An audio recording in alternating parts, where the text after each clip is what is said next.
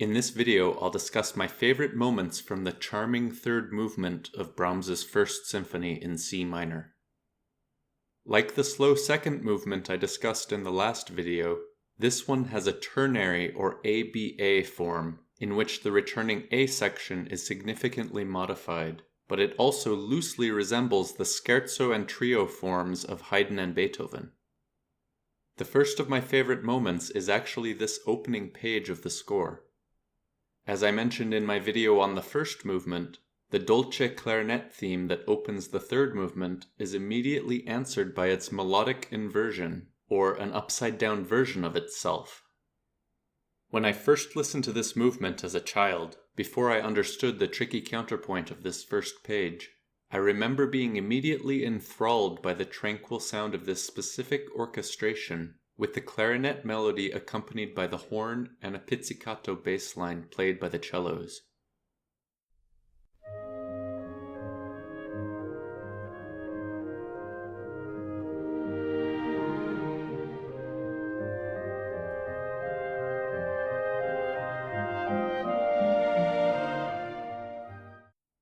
Now listen again, noticing that in addition to inverting the clarinet theme, Brahms also inverts this answering figure at the end of the phrases, and this portion of the horn accompaniment.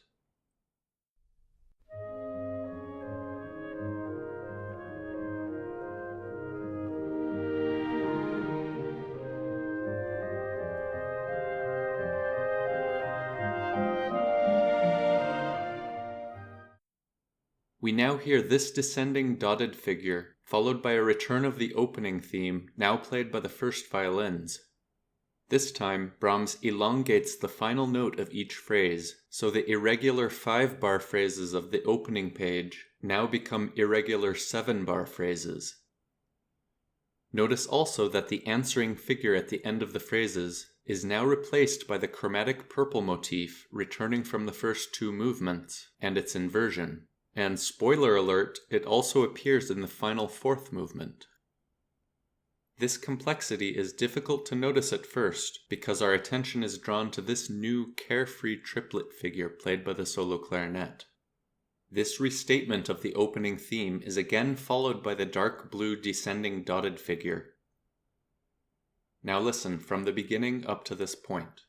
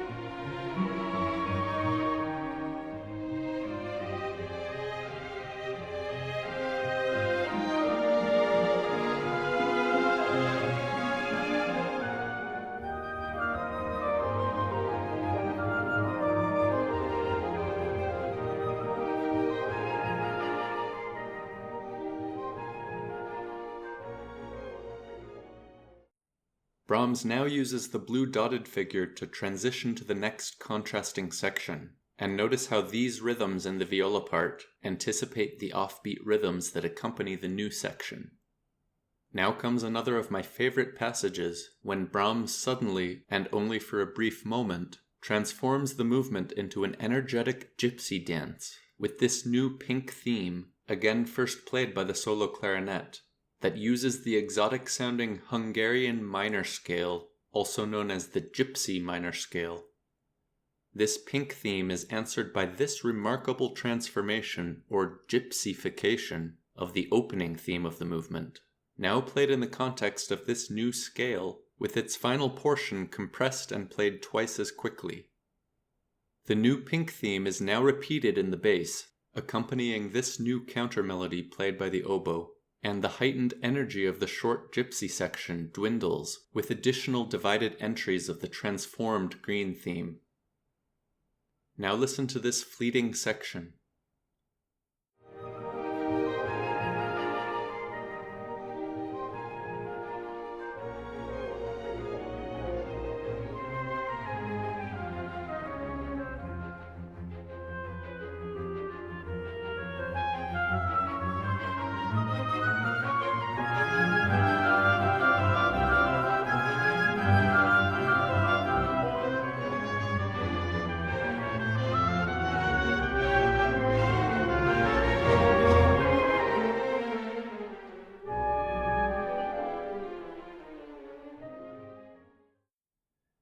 Many 19th century composers were fond of incorporating exotic Hungarian or gypsy elements into their music.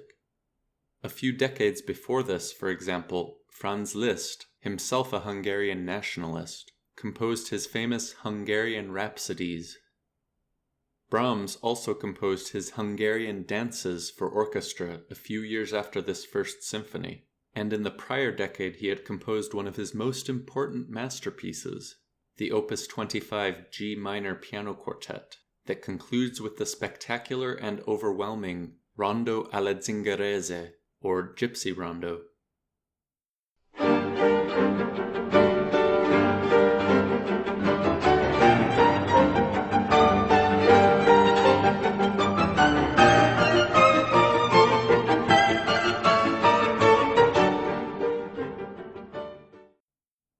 Of course, this tradition wasn't new to the 19th century, since Haydn, who for most of his life worked for the Esterházy family of Hungarian nobility, often incorporated this folk music into his compositions. Two of the numerous examples from his output are the famous Rondo all'Ungherese, or Hungarian Rondo, also known as the Gypsy Rondo, from his G major piano trio, that uses exotic themes like this one. Notice especially the forzato on the offbeat, a common rhythmic element of gypsy folk music.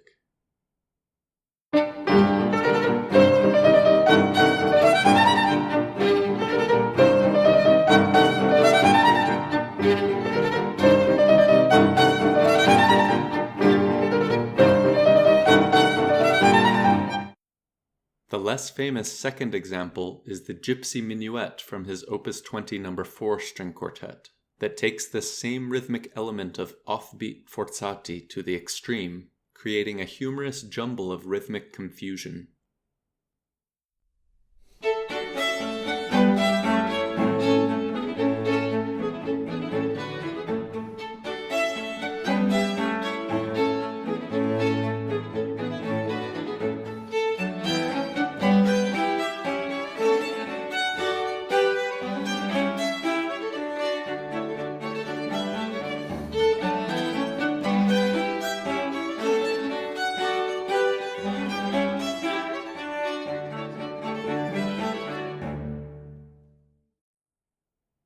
By the way, for those of you new to my channel, my videos are all secretly vehicles meant to expose my viewers to more of Haydn's music.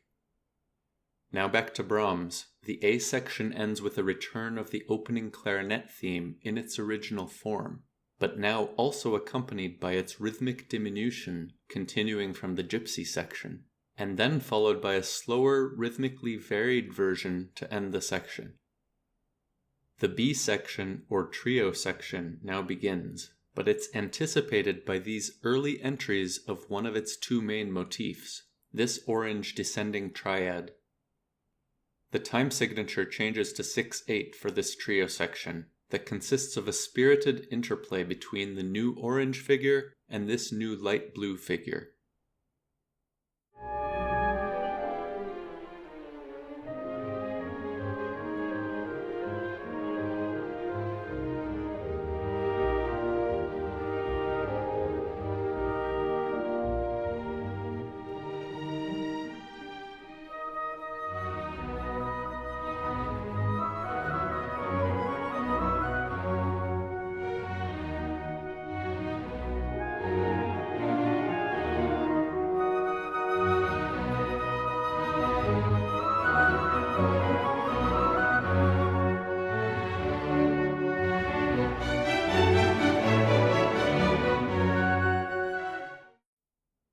As you can see already, this trio section consists of progressively energetic repeats of the same 4-bar phrase. My favorite part of this section is when these light blue figures in the winds become increasingly dissonant tone clusters, almost reminding me of the whistle on an old steam engine.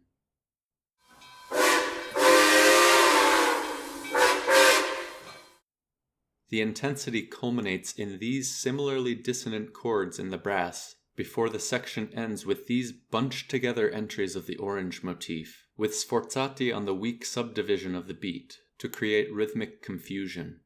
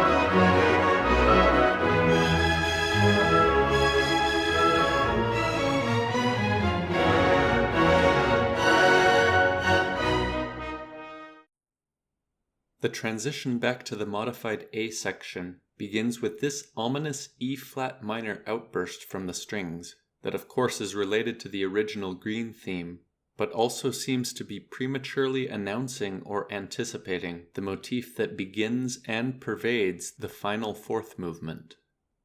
This introduces my favorite page of this movement, when the full opening green theme returns in the clarinet, but this time magically combined with the light blue theme continuing from the trio, and also with the purple motif and its inversion.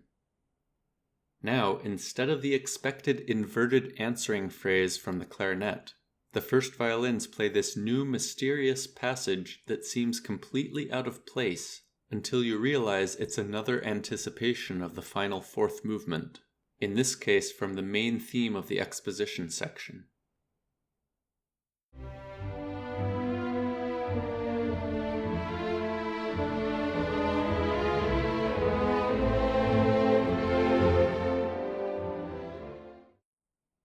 Now listen to this section of the third movement.